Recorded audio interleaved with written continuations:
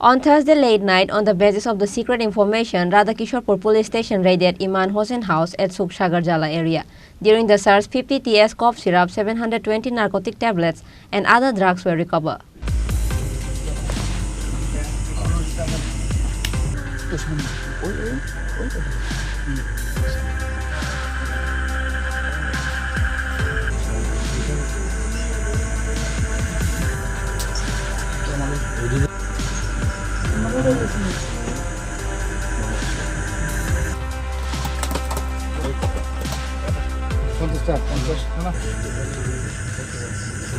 According to the details, it is known that Iman Hossain, a resident of Udaipur Subsagar Jala area, was accused of selling drugs for a long time.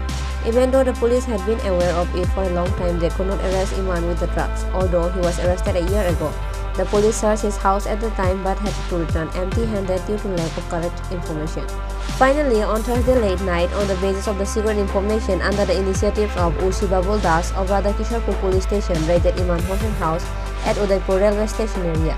During the search, 50 TS cough syrup, 720 narcotics tablets and other drugs were recovered.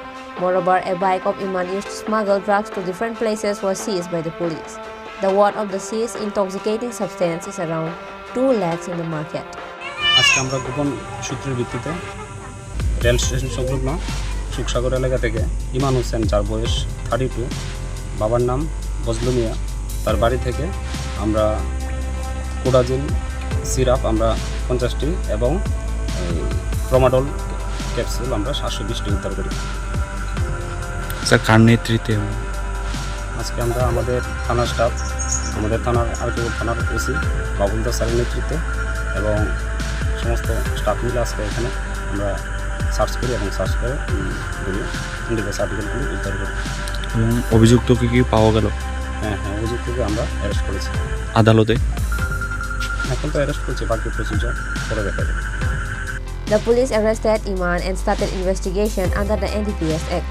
Under the leadership of Usi Babul Das, the happy message of one success after another is spreading in the whole city of Udaipur. Reported by Rajiv from Udaipur, Chini Khorang.